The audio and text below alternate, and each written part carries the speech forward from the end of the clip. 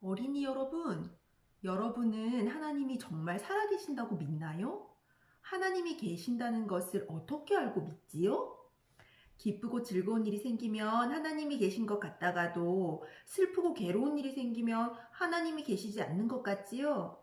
여러분과 똑같이 하나님에 대해 의심했던 소년을 소개합니다. 누구냐 하면 나니아 연대기를 쓴 영국의 작가 C.S. 루이스입니다.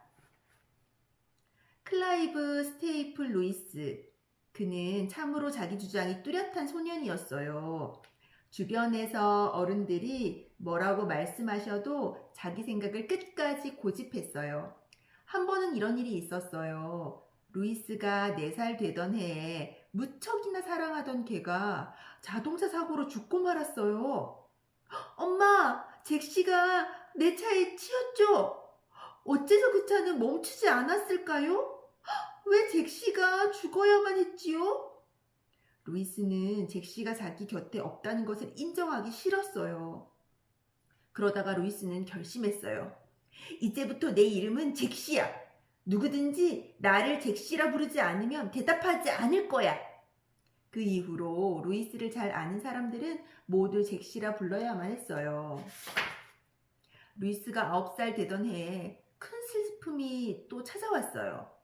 어느 날 치통으로 몹시 아팠던 루이스는 침대에 누워 울면서 엄마를 찾았어요. 그는 엄마가 빨리 와서 안아주며 위로해주길 바랐어요.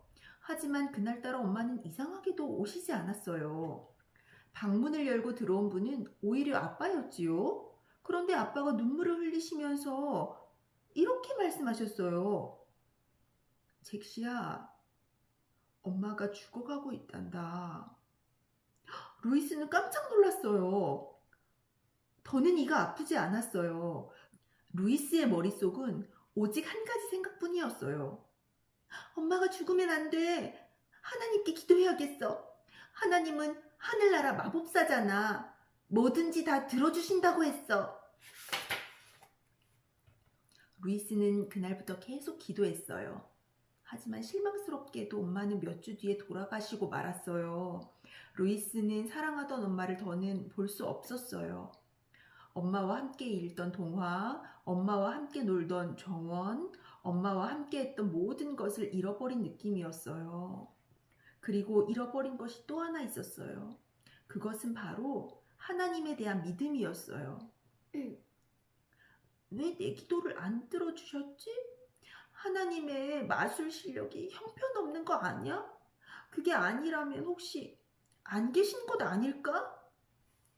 아버지는 엄마를 잃은 루이스를 형이 다니는 교회로 보냈어요. 그곳은 집에서 배를 타고 기차를 타고 가야 하는 아주 먼 곳이었어요. 새로운 환경은 루이스에게 낯설고 무척 힘들었어요. 기숙사 건물은 여름에도 추울 정도로 낡았고 겨울에도 찬물로 세수해야 했어요. 창문에는 커튼이 없어서 찬바람이 새어 들어왔어요. 더구나 교장 선생님은 학생들을 매우 심하게 때렸어요. 마치 정신병자처럼 말이죠. 루이스에게 힘든 일은 또 있었어요. 형, 워렌 이외에는 친구가 없다는 점이에요. 이상하게도 루이스는 친구를 사귀지 못했어요.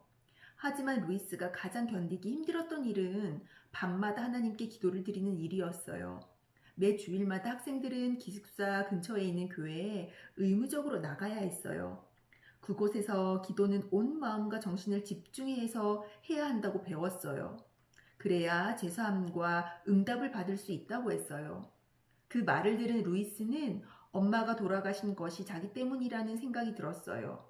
엄마가 아팠을 때 정신을 집중해서 기도하지 못했거든요. 그날부터 루이스는 밤마다 무릎을 꿇고 진심으로 기도했어요. 거의 매일 무릎이 아파서 못 견딜 때까지 기도하다가 잠들었어요. 하지만 제대로 회개하지 못했다는 생각이 들면 다시 일어나 같은 기도를 몇 번이고 반복했어요. 그러나 루이스의 마음은 늘 불안했어요. 하나님의 용서와 사랑보다는 자신의 죄와 부족함만 떠올랐어요. 루이스는 그런 기도 시간이 점점 싫었어요. 춥고 더러운 학교, 무서운 선생님, 따돌리는 친구들, 고통스러운 기도 시간, 모든 것이 다 싫었어요. 그러던 어느 날 그 고통에서 해방되는 일이 생겼어요. 교장 선생님이 학생들에게 심한 폭력을 행사한 일로 고소를 당했고 그가 정신병자라는 판정을 받게 되면서 학교는 문을 닫게 되었어요. 그 일로 루이스는 집 근처의 다른 학교로 전학 가게 되었지요. 루이스는 너무도 기뻤어요.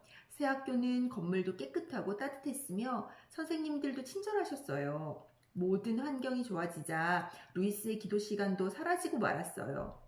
이제는 하나님의 도움이 필요치 않은 것 같았거든요. 그곳에는 루이스를 아들처럼 아껴주시는 사감 선생님이 계셨어요. 그녀는 귀신과 대화도 하고 타로 카드로 점도 치는 분이었어요. 더구나 꼭 예수님만이 하나님 만나는 길은 아니라면서 불교와 힌두교에 대해 알려주셨어요. 그분께 배우는 것들은 이상했지만 루이스의 마음은 묘하게 끌렸어요. 그 이후로 루이스는 여러 선생님들과 책을 통해 세상 학문을 익혔어요. 패트릭 선생님은 논리와 글 쓰는 법을 가르쳐 주셨어요. 루이스, 모든 것을 볼 때 자기 생각을 말하지 말고 그것이 논리에 맞는가 판단한 후 말해라. 하지만 패트릭 선생님은 하나님이 없다고 생각하는 무신론자였어요. 루이스는 옥스퍼드 대학에 입학해서도 많은 책을 읽었어요. 그 당시 읽은 많은 철학, 과학 책들은 하나님이 없다고 주장했어요. 루이스도 점점 하나님이 없다고 생각하게 되었어요. 그런 가운데 참전한 1차 세계대전은 루이스를 더욱 불신앙의 세계로 내몰았어요. 왜냐하면 수많은 전우가 너무도 끔찍하게 죽어갔기 때문이에요. 하나님이 계신다면 세상이 정말 이럴 수 있을까? 루이스는 도무지 하나님을 믿을 수 없게 되었어요. 치열한 전투 중에 부상을 당한 루이스는 치료를 받은 후 옥스퍼드 대학으로 돌아왔어요. 루이스는 열심히 공부하며 정말 받기 어렵다는 최우수상을 3번이나 받았어요. 하지만 공부하면 할수록 하나님이 없다고 주장하는 과학자, 철학자의 논리가 맞지 않는다는 것을 알게 되었어요. 물론 하나님이 계시다는 증거도 찾을 수 없었지만 말이죠. 다만 하나님이 없다는 무신론보다 꼭 하나님은 아니더라도 전능자가 있을 가능성이 더 높다는 결론을 내리게 되었어요. 스터디 클럽을 만들어서 공부하던 루이스는 좋은 친구들을 만나게 되었어요. 그 중에는 신실한 믿음을 가진 친구도 있었어요. 어느 날 친구 한 명이 루이스에게 물었어요. 자네는 하나님이 살아계심을 믿는가? 어렸을 땐 믿었지만 지금은 그렇지 않다네. 루이스는 퉁명스럽게 말을 이었어요. 왜냐고? 정말로 하나님의 도움이 필요했던 전쟁터에 사랑의 하나님이 안 계시더군. 루이스는 예수 믿는 친구들과 이야기 나눌 때마다 이상하게 기분이 나빴어요. 그래서 예수를 믿지 않는 친구만 어울렸어요. 그러던 어느 날 루이스를 당황케 하는 일이 생겼어요. 예수를 믿지 않던 친구가 찾아와서는 루이스에게 말했어요. 성경의 이야기가 참으로 사실이라니 정말 놀라워. 자신의 귀를 의심한 루이스는 친구에게 물었어요. 아니 이봐 친구, 지금 무슨 말을 하는 거야? 난 예수님이 살아계신 하나님의 아들이심을 알게 되었다네. 그리고 진짜 평안이 뭔지도 알게 되었어. 루이스, 자네도 그러길 바라네. 하나님을 믿지 않던 친구가 갑자기 변한 것을 보고 루이스는 정말 궁금했어요. 아니 도대체 무엇이 저 친구를 저렇게 만들었을까? 최우수상을 반복해서 받던 루이스는 대학 교수가 되었어요. 돈과 명예 그리고 성공이 그에게 찾아왔어요. 하지만 루이스의 마음에는 심한 갈등이 있었어요. 학문을 연구하는 일이 즐겁기는 했지만 늘 뭔가가 허전했어요. 이 엄청나고도 복잡한 우주가 그냥 생겨난 것이 아닐 텐데 우리 인생을 움직이는 절대자가 정말 있을까? 그러나 이런 생각이 들 때마다 마음 저편에서는 반항심이 일어났어요. 내 인생의 주인이 따로 있다고?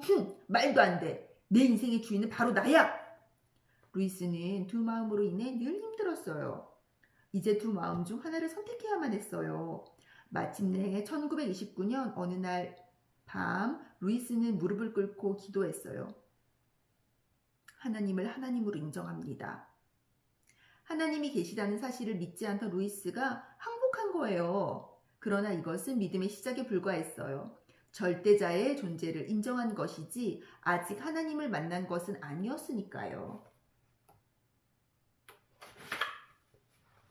그로부터 2년 후 루이스는 친구에게 이런 편지를 보냈어요.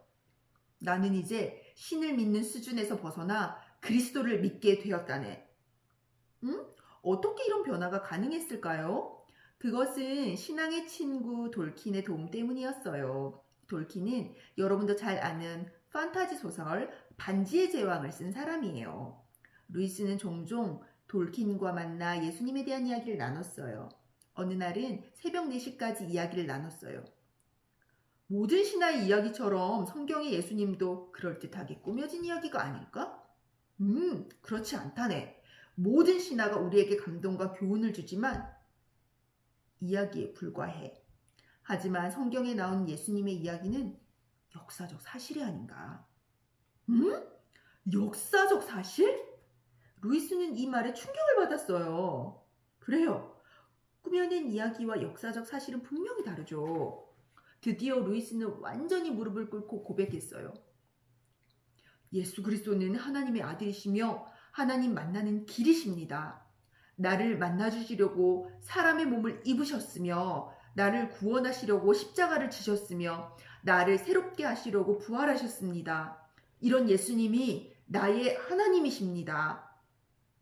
예수님이 참 하나님이심을 깨닫게 된 루이스는 불신앙에 빠져 하나님을 믿지 않는 사람에게 예수님이 참 하나님이심을 전하는 글을 많이 남겼어요.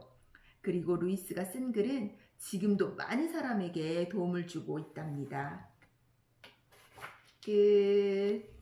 재밌어? 네.